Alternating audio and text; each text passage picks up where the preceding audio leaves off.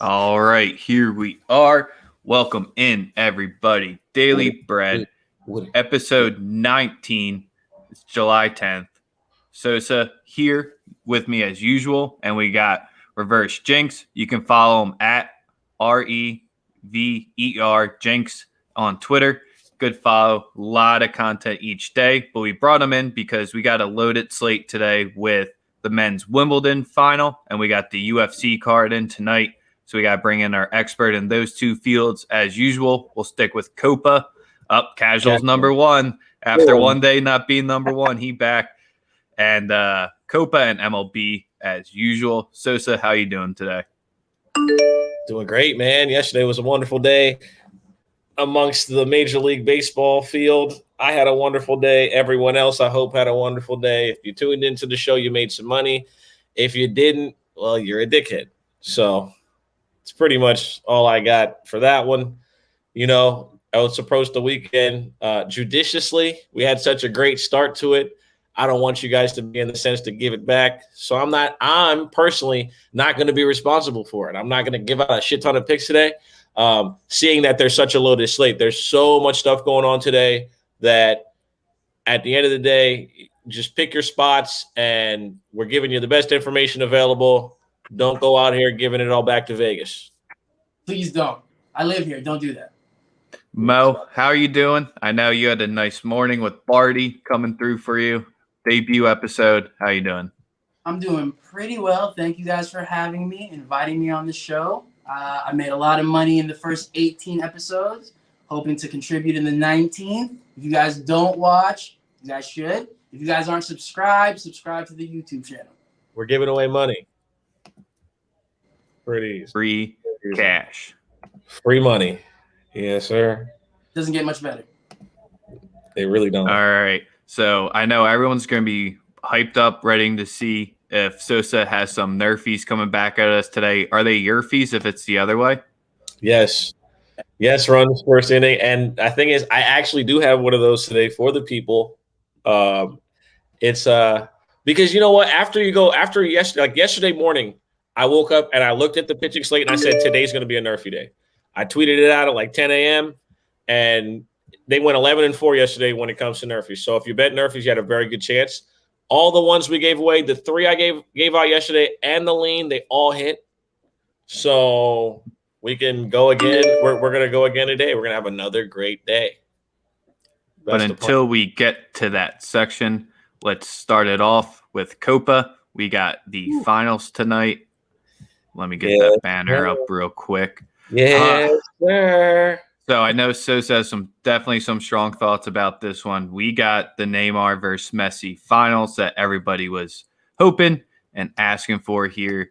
And I don't know if this is a sign or what, but you got Brazil sitting at plus 120 on the money line for you here. So that means you got Argentina sitting around plus 275.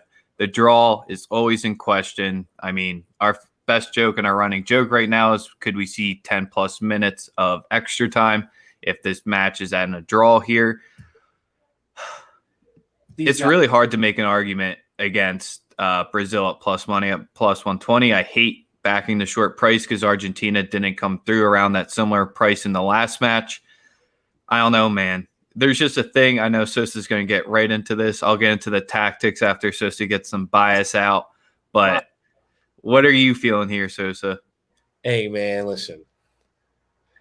This is your moment, Mr. Messi, right? I hear everyone talk about the greatest of all time, the GOAT, the GOAT, the GOAT, the GOAT, the GOAT. Never won a tournament in that jersey. You got to get it done today. Not only does Argentina have to win, he can't lose this match. It's more of a legacy type of thing, in my opinion. Because people are like, his legacy's set. He's so great, blah, blah, blah, blah, blah.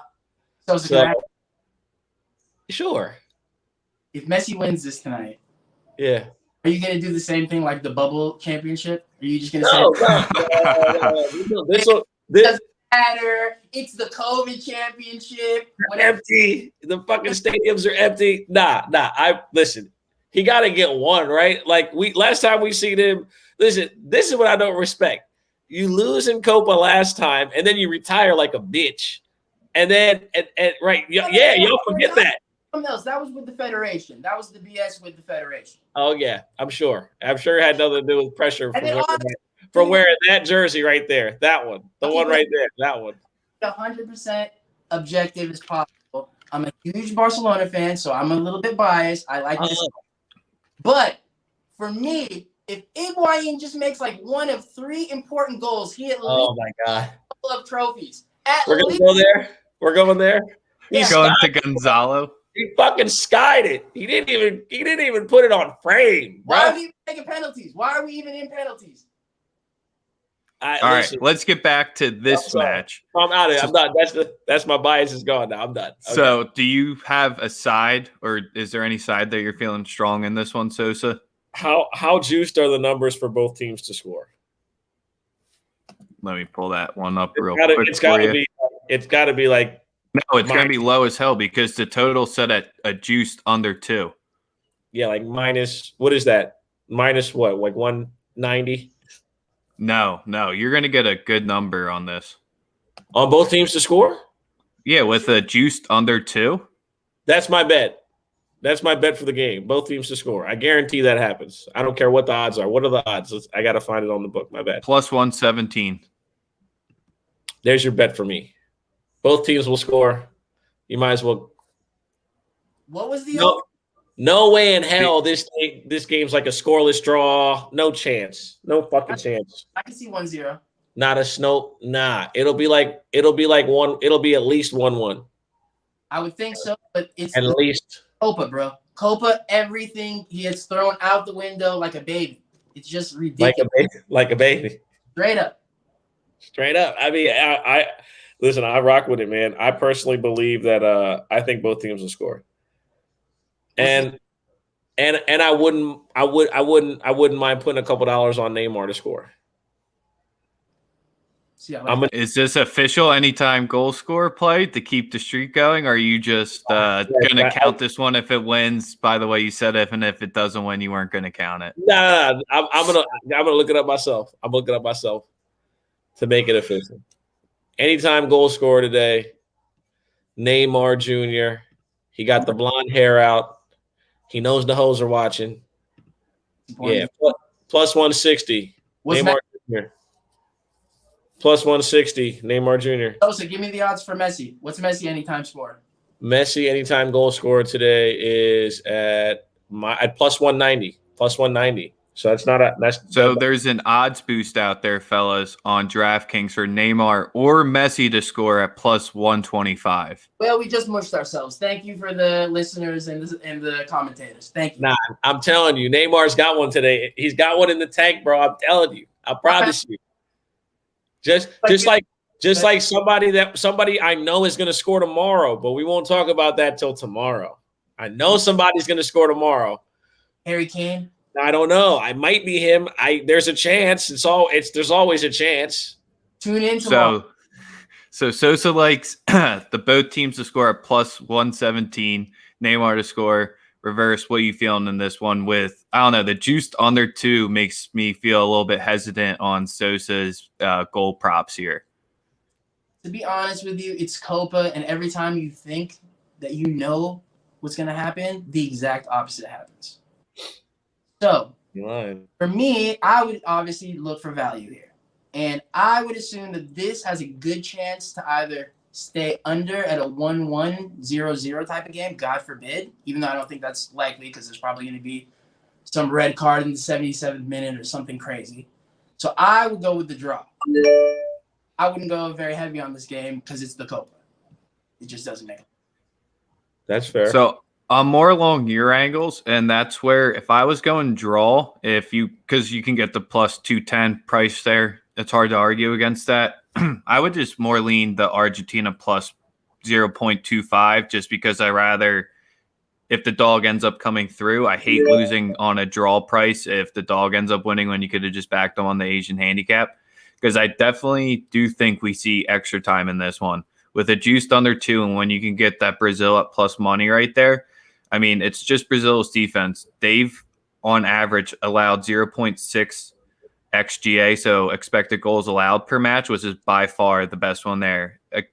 Against Argentina's defense, I mean, they've conceded in 3 of their 6 matches so far, and the other ones have been 1-0 draws. They're not going to get through this one in a 1-0 fashion against Brazil, because I definitely think Brazil gets on the board. It's more how confident are you that Argentina scores, because that back line of Brazil is just filthy, and other than Messi up there, Lautaro's nice and all, but I don't think Lautaro is going to be able to get through here today. So that's just kind of where, if Messi doesn't score, if Lautaro doesn't score, who's your next chance to think? Because I'm just going to stay off this one since it's the Copa Finals, just because the Brazil plus 120 is telling you something right there where I think you got to be back in Argentina in this one.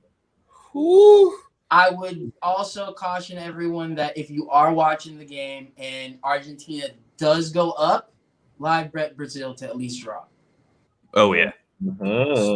Or take the draw. It'll probably be like around plus 400 at that point. All right. That'll wrap up Copa action for today. Sosa, no Trinidad thoughts tonight in the Gold Cup? Play Mexico. I hope they win. That's all I got. Let's hope they show up. I think Mexico's minus 1,700. Bro, that can be a bad game. That can end like 4-1 at halftime. See, I like how you guys are ganging up on me. That's cool. I mean, I'm not trying to gang up on you. I'm just trying to say. It's okay, man. It's okay. It's all right. I'll be all right. All right. What everyone's tuning in for, let's see if Sosa can stay hot. Time to get into the MLB slate for today. We got first pitch coming up in the first one in about 2 hours. Where are we starting off, Sosa? We got Yankees, Astros that we have to talk about since we got Cole versus Greinke on the mound tonight. But where do you want to start? I'm going to start with we can get into the first game of the day, which is the Yarborough versus Stripling Blue Jays, Toronto Blue Jays versus the Tampa Bay Rays. And my immediate move with that one today will be the Tampa Bay or the Blue Jays today on the money line at plus 106. I love the play. I don't like Yarborough. I also wouldn't mind putting some money on the over for this game. It's kind of like the spot yesterday where people were kind of like the under for the Miami game because the numbers at 8.5. But I'm telling that game's going to go over today. The game's going to. But we don't bet Toronto to win though. The game's going to go over, but I like them to win today. I don't trust Yarborough. I like that. I like the lineup against Yarborough. I think they match up well. And they lost last night. And also, I like Toronto on Saturdays. They've only lost 3 times all year on Saturday, and they've accomplished their team total on Saturdays 82% of the time this year. Can I ask you a question, Sosa? What's up? In that situation, as opposed to taking the whole game total over, and especially since you said you like the Blue Jays, why wouldn't you take the Blue Jays team total over? Oh no, that's also a good play. But I believe the number may be slightly juiced because I haven't even looked at that number in particular. But I'll tell you what it is right now. It is they got it at over. Oh no, it's only over 4. So yeah, that's actually a good play at minus 108. I thought it'd be higher. It's only minus 108. I'm not understanding why that number. That seems too good to be true. To be totally honest, sounds a little sounds pretty fishy. But I still, like I said, I like them on Saturdays. On Saturdays, they play well. That's what you got to roll with some of these trends on Saturdays. Like certain teams, I stay away from on the weekend. I know it sounds strange, but like the White Sox, I don't bet the White Sox on Saturdays. They just played terribly. They got Giolito on the mound tonight. I'm going his under strikeouts off top. Okay. The number is, let's see what it is. 4.5 or something smaller. Nah, bro, it's Giolito. That shit's at like 7.5, and it's either 7.5 or 6.5. I can guarantee that. Oh, then I will definitely look into that. Is it not gonna be juice? Giolito over 6.5. I got it under 6.5 at even money. Oh my God, hell yes. He's not getting 6 Ks. And listen, that especially after how terrible that Baltimore lineup played last night, going against a lefty, they're gonna come back tonight. They're gonna come back today and play better. offensively at least. They might not. They're gonna give up runs because the pitcher that they have going out there is a fucking can. But Elshman, Eshelman, he fucking sucked. So, bro, that was our sneak. That was one of our two fishy lines of the day yesterday. 12-1, no sweat one right there. They went out there and just whooped their ass. Like that was it was like every single stat told you that you should have gotten. It should have been a higher price than that, but everything. So, yeah. The only thing I have to say against the Giolito is on May 30th when he pitched against Baltimore, it was at home. He had 12 Ks in that game. And in the Toronto Tampa Bay game, I'm going yes runs first inning. Can I ask if the previous game was before the sticky stuff? May 30th, yeah. Yes. Okay. I'm normal then. Oh, you got your first year fee?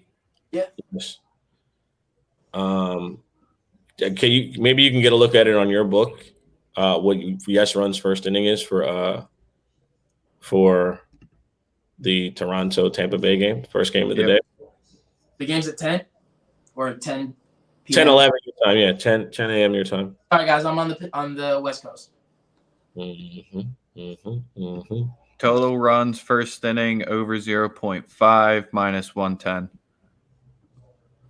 That should tell you everything you need to know. You're gonna get at least one run in that inning. And then I'm going to my Dodgers, and tonight I'm going Dodgers super run line. 2.5. Mm-hmm. Okay. Dodgers alternate run line -2.5. Is that still minus money because it's minus 305 on the money line? Telling me that you're lying. -2.5 is, I'm looking it up right now, is plus 122. You got Buehler on the mound. That's all I really need to say. They're gonna beat the shit out of the Diamondbacks tonight, especially coming off a L at the crib.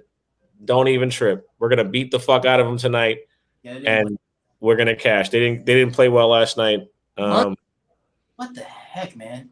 And that just went up on draft or on FanDuel to plus 141. So it's looking. But what's your rule about taking -300 and -250 favorites? As of recently, these teams that are favored at -250, I believe it's 12 out of 17 or 12 out of 16 now. They've lost outright in baseball over the last month. Imagine if you were just putting $100, let alone doubling down. Yeah, it's pretty outrageous right now in regards to how that's working out. That's all I'm gonna do today on for baseball. I'm not gonna give out too many plays. I wanna keep it a little light just because like I said, you never want to give it all back. And then when you see a day where it goes 11-4 on Nerfies, it's like, remember last Friday, all the favorites covered. And then we thought that Saturday or Sunday, Vegas would try to get it back, but it was really Monday. Monday is when they went and got it back because all of the underdogs handled business on Monday. So yeah, Saturdays can be spooky. So, I try to keep light. And like I said, we got so many other things we can bet on. How many fights are there in that UFC event? 100? Not 100. 8. There's 8 fights. So there's plenty of opportunities to make money. Also, plenty of value opportunities, where you don't have to wager high and you can go low units and win good money, especially in UFC. So is that where we're headed next? Let's talk Yanks Astros real quick, just because that's probably your game of the day with Cole and Greinke. Oh, yes. I love to watch this train wreck of a Cole ride. This is amazing. I mean, you couldn't pay for it. So, and the funniest thing is, the baseball season starts and you got one show, and then, midway through it, they just flip the script and put in a different movie? My God, he must be so upset. They got that fool out there with his pants down in front of the world looking like a floundering moron. And then the other thing about the pitchers, I'm not going to get into, but this Garrett Cole thing is popcorn. I love watching him get his karma.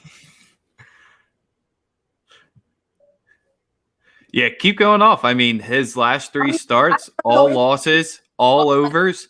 It just it'll be too much. I'll just be hating here, and you're gonna get in trouble, Rex. You want to like? You're good. This is totally fine. No, I hate to. You've watched the show. Come on now.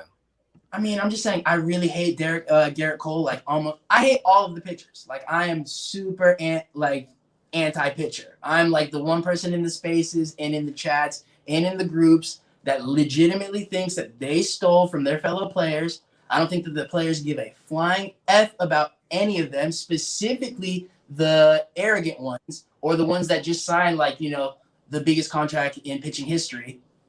Chicks dig the long ball. That was a quote by Mo. Yeah, by me. But I mean, in all honesty, it is just amazing to watch them out there drowning. Because what's he doing? Like, what are his numbers since the sticky stuff has been taken away? Yeah, I have it. His last 3 starts, all losses, all overs. He allowed 4 runs, 5 runs, and 2 runs, just getting shelled with hits as well. The only team he didn't get shelled by hits is when he faced Kansas City. Go figure there, but they still lost. 3.3 innings against the Mets in his last start. It just seems I don't want to say too easy to back Greinke at home after getting shut out. I just think because I can get the Astros at -103 right now, and the over's 8.5. I think playing those two, parlaying them together, this is why I want to talk about this one, is because I think this is where you have your most value potentially on the board. Yesterday, we talked about how Odorizzi gets shelled at home. Didn't get that badly shelled, I guess, yesterday, but still, you got hit. Yankees came through, shut them out. So I just think it's a nice bounce back spot at -103.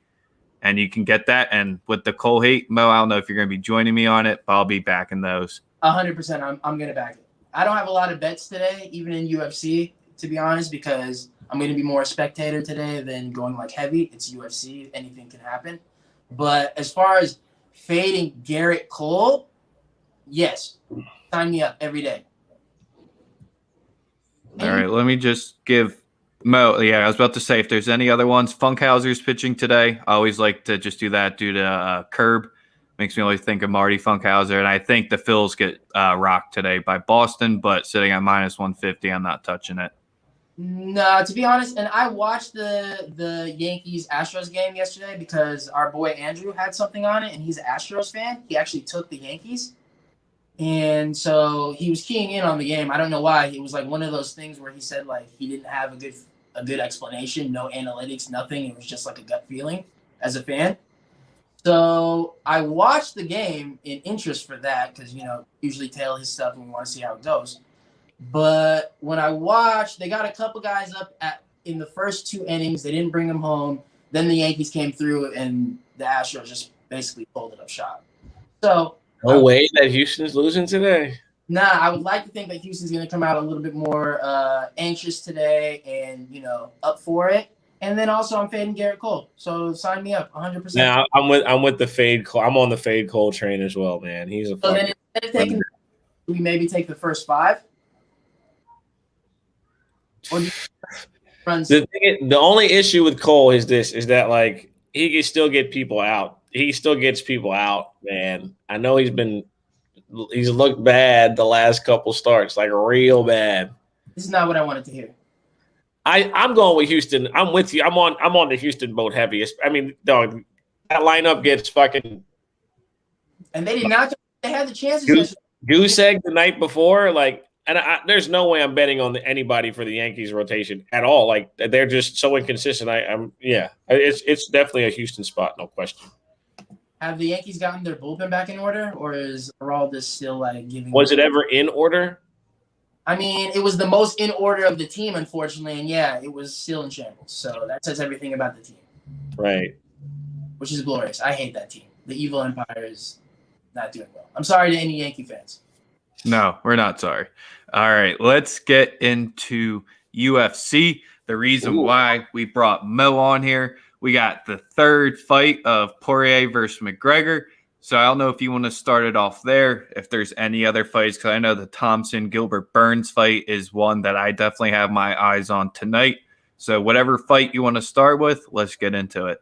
I mean, do you guys have any questions? Do you guys want to see anything on the card other than the two basically main and co-event? Jessica I don't know why she's at plus 155. That's one of the first things I saw. I don't know if that price is correct or not, but it's sharp as hell, I think. To be honest with you, Maya has a couple of more outs than I. I basically has like the chance. The only reason that I would like I specifically at that price is because the total is telling you that it's going to go to decision, right? I think it's like 2.5 over minus like 320. Yeah, like, very juiced. Right?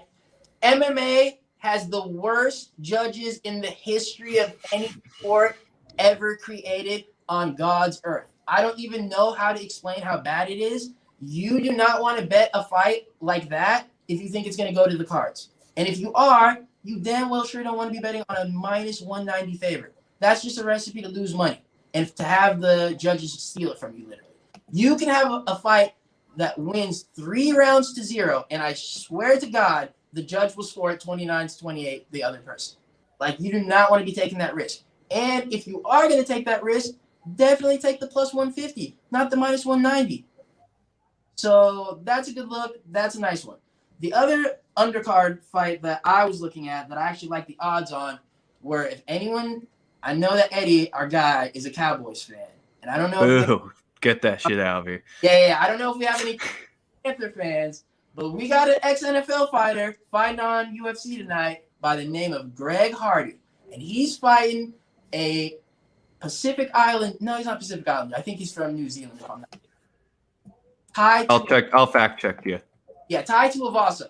Tai Tuivasa is known for his celebration after he wins.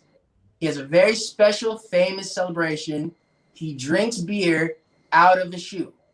It's called the shoey. So, twist my arm more. It's pretty crazy anyway. But the one thing that I'll say about Greg Hardy, and the reason that I wouldn't back Greg Hardy, even though he's the underdog, I think you're getting him at plus 1. Is Greg Hardy has a couple of out. It's basically like the main event. I don't usually like to put money on people that only have 1 or 2 ways to win a fight. It's not a good look. It usually limits your options on a lot of issues. It's just not good. So Greg Hardy basically has one way of winning this fight, as I see it. The only way that he's going to win this is if he knocks Tua out. And I don't think he's going to knock him out. This guy is going to be more than capable of knowing what Greg Hardy's going to give, being able to take what Greg Hardy can give, and being able to outlast the round and a half that he's going to need, 7.5 minutes, to tire Greg Hardy out and to neutralize it. Mm-hmm. The thing is, Greg Hardy is very famous for, one, not being a high IQ fighter. He's made multiple mistakes that have cost him 2 fights specifically. One, an illegal blow while his opponent was down. He got disqualified. He came back, knocked out his next opponent. The fight after that, unfortunately, he gassed out. Greg Hardy has asthma, which I don't know if anyone else knows that, but I found out the rough way. This idiot tried to take his inhaler after round 2. He literally got his inhaler from his corner, took a puff, and got disqualified. Because guess what, boys? You can't take a puff of your inhaler during a UFC fight. So what could possibly be them thinking it's in there that would – I mean, I know you get a little bit of adrenaline shot after you take it. I really literally don't even know how the inhaler got into the ring, how it got to his mouth, how someone let him take a puff, and then how he thought it was okay. Like, literally, there's so many things that went wrong for him to do that. I cannot explain it. So if you're backing Greg Hardy, you're basically, in my opinion, getting kind of gypped out. Plus 120 isn't enough money for me to be backing an idiot like that. And literally has one way to win this fight. I would take Tuivasa on the minus 140. It's a little high, so I would try to parlay it with something else later on that you might like a little bit more. What about minus 133? I got that on mine.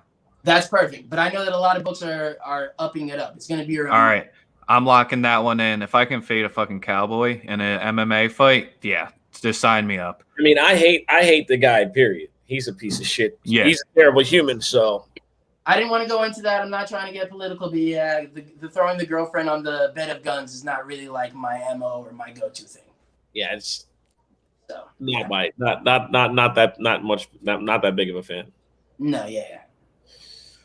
It's pretty bad. But anyway, all right, so now let's get to the co-main event. We got Gilbert Burns coming off of his loss to Kamaru Usman for the championship, getting knocked out after having Kamaru out on his feet for a couple of seconds there, which has to be devastating. If you guys bet tennis, it would almost be the equivalent of almost breaking someone and then getting broken the next game after failing to do that. Mm-hmm. That's how bad it feels. Like the downfall has to be immense. So I don't know how he's going to really do this fight. And also, they didn't do him any favors. The UFC really, really gave him a horrible stylistic matchup for someone who's even a little undersized in the division, fighting someone who fights tall, who's probably the greatest distance fighter in the UFC, at Stephen Thompson. Wonder Boy will be able to keep this at his range. He will be able to pick apart Gilbert Burns. And the only two ways that Gilbert Burns has to win are by knockout, because he does have a little bit of power, or if he can get Thompson down. I don't think he's going to be able to make up the distance to be able to take Thompson down, let alone he's a little bit undersized. And even if he does take him down, we've seen Thompson get taken down by world-class wrestlers, from Tyrone Woodley to a bunch of other people. He always gets up. It might take him a little bit of time, but he always gets up. So this is only 3 rounds. Mm-hmm.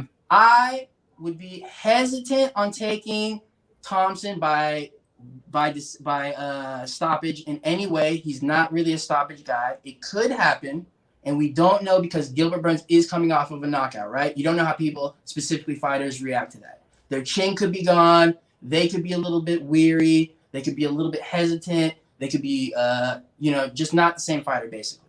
So you always want to be a little bit weary when you're going into this. Hence why I wouldn't take any real props in that respect. The only other problem is the value in this fight has really been juiced out. Stephen Thompson opened up, I think, almost as a pick'em or even a slight underdog. He's now all the way up to minus 160. They have really, really hammered out the lines in this because I think that they know that all the people are going to be watching due to Conor. And they really, really got these lines hammered. Even the over, I think, is juiced on the 2.5, is it not? Over 2.5 rounds? Yeah. UFC, man. Minus 130. Oh. For everybody listening, I'm just gonna follow whatever Mo says. And that is a little bit tricky because if you were telling me that it was minus 130 to go to decision, that's basically what that's saying. That is either very, very fishy to me because that's probably like I would put 70% chance, 80% chance that that's how Thompson's going to win. And if you don't think it's going to go to decision, that either means that you think Gilbert's going to clip him, which, wow, the odds on that I don't even know, but I would be willing to take a pretty penny on that. Or you think that Thompson is going to literally like beat him to death by 1,000 cuts. Well, that's what I was going to ask you is since the under 2.5 is basically sitting at plus 105 or even, like that's what I was going to say. Who knocks him out or what's the TKO? That once again goes back to the whole thing of you don't know how people react getting knocked out. He got knocked out. And if you guys saw what Kamaru Usman did to Jorge Masvidal, that's not a fun dude to get hit by. No. You guys saw the rain shower go off his head right from that impact. That was. And I'd be cheering for him just because that's Kimbo's boy. Yes. Yeah. No. Jorge is a good fighter, but he got found out, and Kamaru found out Gilbert in a similar fashion. So I don't know. Kamaru is that guy though. Jorge is my guy, other than the Trump stuff, but for another day. And so, I would say on this one, I would really look for Thompson by decision. And I think that was going for plus 160, if I'm not mistaken. That's what I saw that earlier. Yeah, by decision plus 160. That's what I got at William Hill last night. So I would go a little bit light on that. But depending on how you feel, how confident you feel about these fights, and particularly the next fight that we're going to talk about, the main event, I would look into parlaying some. I know that most bettors, and specifically any professional bettors, you know that parlay is like a key killer word. You don't want to do that. But some of these are so juiced and there's really no value, then unless you're going to be willing to take like some props at plus money and just willing to ride it, you're probably going to have to parlay some of these. So let's get into the main event. I'll get into all the stuff pretty fast. I know we're kind of going over time. This is a trilogy fight, right? There's not that many trilogy fights in MMA. It's not like boxing. These guys don't get together, 3 times within 2 years. It doesn't happen. The toll and the wear and tear in MMA is so immense that you usually don't get guys that even fight back to back unless it's a championship fight. This is on that level. It's not a championship fight, but it is on that level. So, some odds. For underdogs in the third fight, you guys want to know what their stats are? This is Conor McGregor going in. Mm-hmm. Probably pretty low, or I would think low. It is ridiculously low. They're 4-17. That's right. Percent. And it's a pretty nice, substantial, database. 17 fights. That's not 4 or 5. So the other stat that really, really gets me, the winner of the second fight wins the third fight 16 out of 21 times, or 76% of the time. Another one for Dustin Poirier. If tied going into the third fight, 1-1 basically, Conor winning the first one, Poirier winning the second one, the winner of the second fight goes on to win that fight 9 out of 13 times. Like, every stat is literally pointing you toward Dustin Poirier. The other thing, Las Vegas is not into giving you guys money. And I'm saying Las Vegas, I live here. I mean sportsbook in general. Why would they open this fight as Conor at even money when he was minus 320 going into that last fight? They don't have to give these people those odds. I'm pretty sure that most people would have bet Conor if it had come in at minus 150. The only people that they were scared of were the sharps, because I know damn well that sharps came in with limit bets on Dustin Poirier. Circus Sportsbook said yesterday or 2 days ago that they upped their limits from 10,000 to 50,000, because that's what they do as they get closer to the fight. Mm-hmm. Fight week, they up their limits. They said that within the first hour that they upped the limit from 10,000 to 50,000, they got a max bet on Dustin Poirier immediately. And that's at minus 135. Those aren't even good odds. Like, that's not like an underdog prize. Sharps are not usually into taking, above minus 120. So all of these signs are red flags for me. Also, if you've watched the fight and you actually want to do any analytics on or an analysis on the styles, you can see that Conor has maybe, God forbid, 7.5 minutes to win this fight. He's got a round and a half. And I think that's what the total on the fight is. And I think it's juiced to the over. Ding, ding. Very juiced. Ding.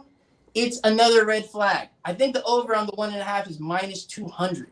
Like, they're telling you it's going to go over around half, which that's not Conor's zone. Dustin Poirier is notorious for being better in the championship rounds. God forbid it goes to the 4th or 5th round. It will not. There's no way this fight, as far as I'm concerned, goes even into the 4th round. It won't see the 3rd, as far as I'm concerned. But all of these are red flags and horrible, horrible problems for Conor. So if you're going to bet Conor, you're basically risking or betting that he's going to knock him out in the first round, as far as I'm concerned.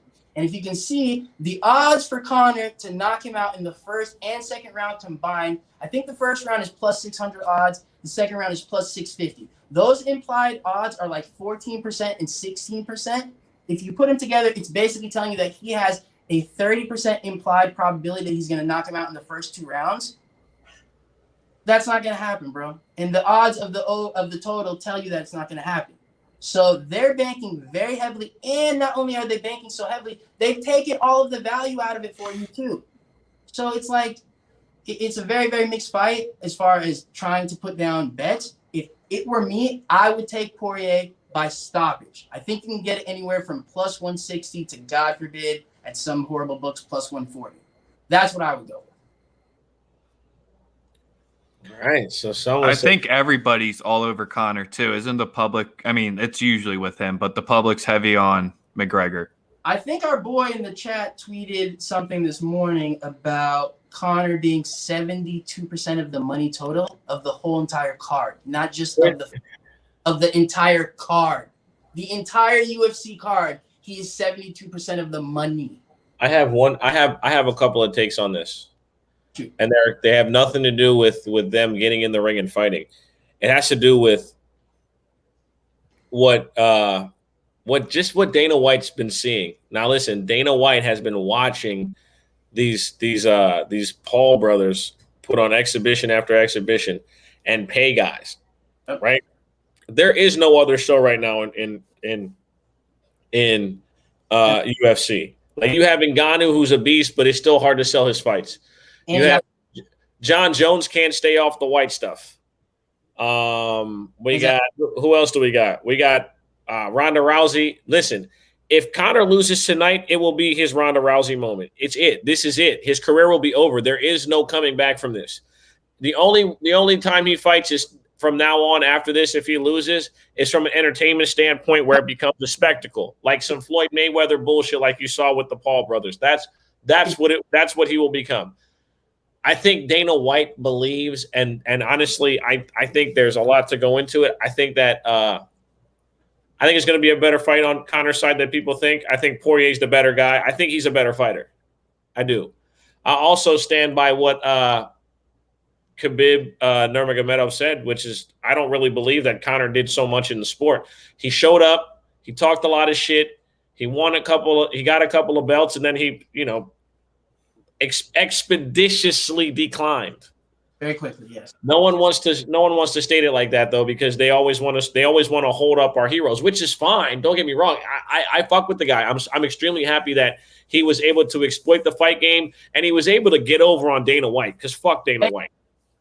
I'm all for him for all the checks he cashed, all that stuff, but I'm keeping it honest, bro. Like Conor's not anywhere where he was when he first came on the scene. He doesn't look like the same fast twitch athlete that we've seen. And there's nothing wrong with that, man. He's worth like $500 million. He's a great brand. I fuck with everything he does as far as just just being that guy. But I agree with with everything you said in regards to. I just wanted to talk a little bit of shit in regards to him, man, because I think that people make it seem like he's like this icon, or he's an iconic salesman. He's done well for himself. Yes. He's a hell of a salesman. He's like an extreme. He can sell anything. Honest with you, if you guys have watched any, obviously we're not the only cappers in sports. If you guys watch any other cappers, or if you guys watch anyone that probably knows what they're talking about as far as MMA is gone, I don't see many people with very concrete analysis. It's mainly off of a feeling. Oh, I feel like he's going to train hard. It's like a bunch of vague wishes that are feelings. None of it is analytics. It's all going against the grain of what we've seen. Literally all of the stats that I read to you guys about trilogies, what you've seen about his power not transferring from 145 to 155. I mean, and I'm not trying to sit here saying that it's a wash, because it really is not. If Conor comes out and starches this dude in 15 seconds because he throws a left right down the middle, do not be shocked. That is definitely very possible. It is fighting, and he is capable of that. He does have the power. But if that is your one way to win, and you're doing it to Dustin Poirier, and you're going to give me a little bit better than even odds, I'm going to take that chance. And I'm going to put that money down. So that's the way I'm looking at it. Depending on how you guys feel, or how serious you are about making money, or just watching the fight, having some fun on it, do what you guys feel. All right. So we'll get to Sports is Life and Chuck, your questions in 1 second. Just to wrap up this fight, Mo, Poirier to win and over 2.5, or Poirier to win and under 2.5. They're both sitting at plus 240 on my book. So that's where I could arbitrage it and just get a 1.4 either way, just because I'm that confident that Poirier wins. But if you had to select one or the other, I know you said you don't think it gets to 4, so 2.5 makes it pretty tough. So you would say under 2.5 and Poirier. If I had to, but then again, the one thing that you have to be wary of, or the one reason that I wouldn't go heavy on that, you want to know what he said about that too behind you, Sosa? Did you guys see the interview with Stephen A? He said that it was a good look. That's what he said about the ending of the last fight. He said it was a good look. I was comfortable. But anyway, I think he's going to be comfortable tonight too. He doesn't have the stamina. He's not going to make it to 3 rounds. That would be like a normal fight. And to be honest with you, if that were the case, I would actually give him a better shot at winning a decision. There's no way this makes it to 4. Sleepy bye-bye again. He's going to go, man. Come on. He's going to empty out the gas tank within the first 2 rounds. And if we know Dustin Poirier's game plan, I'll get real fast about this. Dustin Poirier has a specific guy in his corner named Matt Brown. Matt Brown is very, very, very smart. He is the mastermind behind the Jorge Masvidal knee, if you guys remember, against Ben Askren. He's the guy that saw that Ben goes for the takedown, and when he goes for the takedown, he lunges forward with his head forward and exposed. That's why if you see Masvidal, he does the behind the back, and then he comes out and gives him the knee. We're done. So Matt Brown is like particularly very, very famous about having game plans. He also obviously had the calf kicks against Conor McGregor game plan. So I wouldn't be too surprised if he came out with something totally crazy. All right, so we got 2 questions about O'Malley. One from Chuck saying first round TKO against Matinho, or just what are your thoughts on that fight real quick? Yeah, the only thing that I would be scared about as far as taking O'Malley is the one thing about MMA, and this is why I always say to be easy on your bets in MMA. O'Malley 2 fights ago against Chito Rivera, who actually just had the first pitch against, I think, Padres. He just threw out the first pitch in San Diego like 4 or 5 games ago. He kicked him behind the knee and ruptured a ligament. It was within the first 20 seconds of the fight. Sean O'Malley was a minus 400, I think, favorite in that fight. He couldn't continue. He lost. So Sean O'Malley is notorious for being made of glass. Do not bet heavy on him. He could get injured due to his own self, breaking his hand while throwing a punch, breaking his leg like Weidman, kicking someone, a bunch of stuff like that. But if this fight goes to the way it should, he's going to knock that guy out in like 3 minutes. He's way bigger than him, has the reach. He's got the strength advantage. As long as he doesn't mess around with this kid, he's going to knock him into next Sunday. All right. He got the best hair in the game. That too. If you like rainbow stuff, go with him. Best hair in the game. I like the afro. I don't know about the color. Best hair in the game. All right, let's wrap it up. Men's Wimbledon final. Berrettini versus Djokovic. Is Djokovic to go yet? That's a different podcast or stream to talk about. Mo, what are we seeing here? We're seeing that once again, unfortunately, like the Conor McGregor fight, this mofo is sharp and got bet to oblivion. I think the total opened up at 36.5, got bet up all the way to 38.5, and is steamed to the over. Which basically, if that's the truth, then that means that they took out any value in getting Berrettini to win a set too, because that's probably the correlated prop that got hammered out too.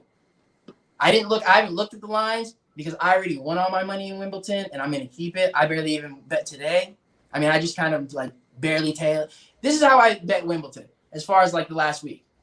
We got our buddy Andrew. I think everyone follows Andrew. Andrew is, what's his thing? Sports is Andrew? Andrew is sports. Andrew is sports. There we go. I'm sorry, Andrew. Anyway, if I like something and Andrew likes something, then I bet it.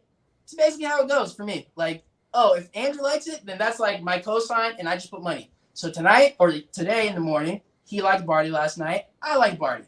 I bet Barty. Tomorrow, I know that he likes Berrettini. I don't particularly like Berrettini that much. And the line has been hammered out. I thought that the line was sharp, but he thought it was really underselling Berrettini. He thought that Berrettini would be a bigger favorite, like in the 500 range, which if you guys have seen Djokovic play in the last 3 days, he's not playing that well this tournament. He's definitely beatable. Berrettini can hold his serve. So if I were anyone, I would look at betting the over in the sets. I would particularly try to maybe bet a couple of sets to go to tiebreaker, but maybe look at it. I know that there's a couple of props you can bet, like, over on tiebreakers. I wouldn't go for that. I would literally look in the sets. I know you can live bet the total number of games in a set. I would look at maybe taking some of those bets. Did you just say that Djokovic looks beatable? He does look beatable. I didn't say he is beatable. I said for Djokovic, he looks beatable. I was just clarifying. That's all. I was just clarifying. That's all. I mean, I'm going to keep it 100. I'm trying to keep it objective. I mean, I'm a Nadal fan, but I know that Djokovic very, very, very. Oh, man, I'm a Nadal fan. So you like clay. So you don't really like tennis. You just like tennis on clay.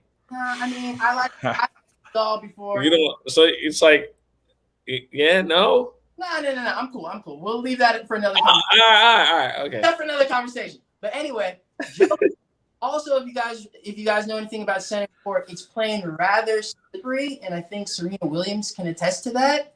So it wouldn't be out of the realm of possibility that he does one of his drunken Djokovic games and slips and falls and, God forbid, hurts himself. Stop. Come on, man. You can't catch that stuff, but that is definitely a possibility on center court. That's all I'm saying. Be easy. He said he might slip on a banana peel. That's basically your indication to how unbeatable this guy is. I literally had to go that route. Yeah, like, bro, listen, I fuck with Nadal, and I love Nadal and everything. And I love Federer. I love Federer. I'm not as big. You see that guy right there? He's the best. The best tennis player we ever seen in our fucking life. Best returner for sure. Period. Like, I love Fed. I love Nadal. He's the best ever, man. It is what it is. Like, I didn't even want to admit it. The dude is amazing. Like, he's like Kawhi Leonard. He's like a fucking robot. His return service wins percentage is like double the next best person. It's ridiculous. He's a robot, bro. The dude's different. So just to make it a little bit short, I'm pretty sure he's going to win tomorrow. I would look at him probably, in my opinion, I think he's going to win 3-1. But Berrettini has to win one of the first 2 sets. You can get both of those at above plus 200. I will give Berrettini this. When in the last match, he was serving missiles, bro. The serve and volley game was just it was good. It was very, very solid. For me, I personally, I'm rolling with the Joker, man. I might rock out in straight sets. I might have to do it. He's just so good, bro. Like, for real. Like, he's come on. I'm not gonna even lie to you guys. It's like no one wants to see this guy become the greatest ever. No one personally likes him. You don't. No, you don't. I'm okay with it. I like the guy. Hold on. Let's keep it 100. Tomorrow the crowd is going to be against him. Yeah, good. But that's why I like the heel. I like him better than Fed and Nadal. I prefer that. Joke is my of the 3.